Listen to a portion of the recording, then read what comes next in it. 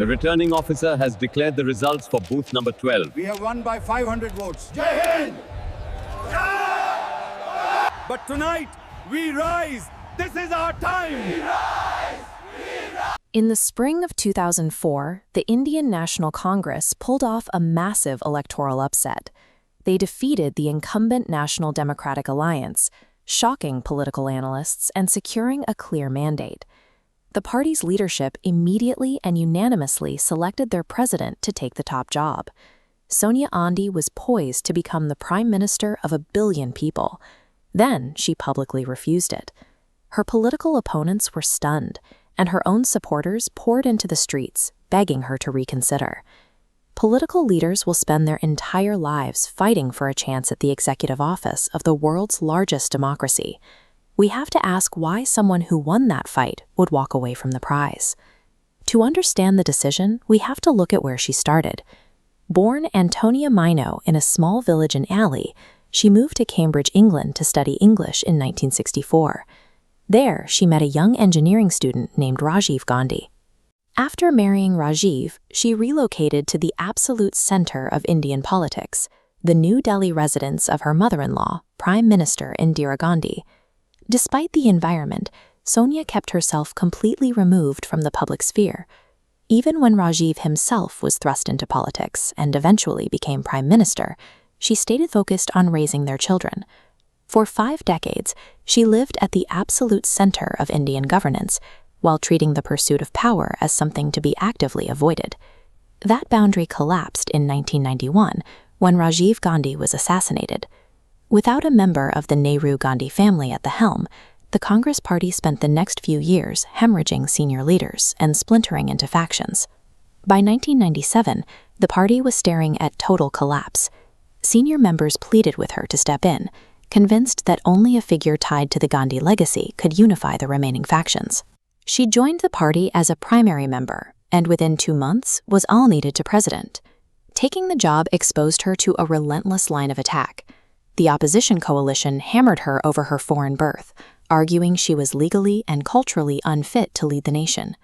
To hold the party together and win a general election, she needed a defense against an argument rooted in a fact she couldn't change.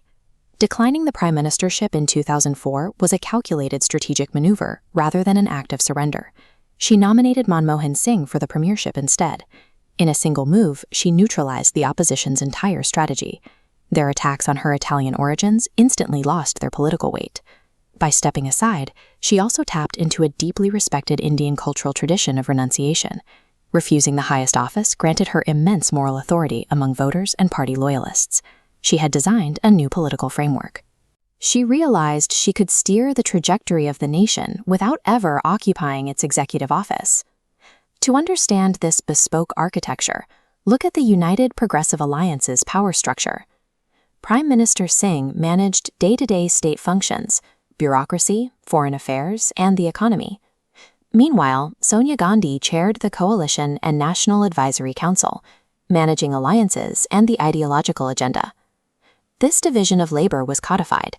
They governed together through a shared manifesto known as the Common Minimum Program.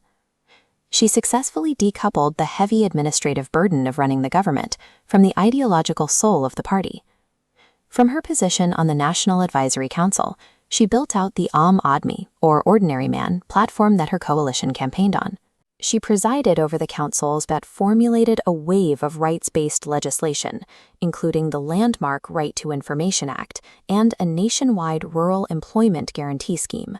The most sweeping social welfare reforms of the era were researched, drafted, and pushed forward by an advisory committee, rather than the Prime Minister's official cabinet.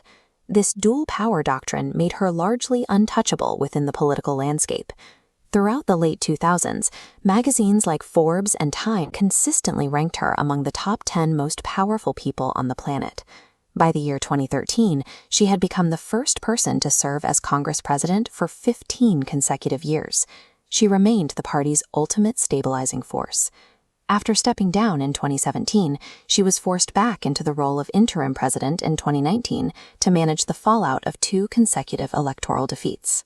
This unique structure protected her from attacks and cemented her status as the indispensable core of India's oldest political institution. In early 2024, citing health and age, she opted out of the grueling general election campaign and transitioned to a seat in the Rajya Sabha, India's upper house of parliament. She began her life carefully avoiding the political machinery of her own family, only to end up architecting a quarter-century of Indian policy. Sonia Gandhi proved that political power doesn't require sitting on the throne. It comes from designing the room where the throne sits.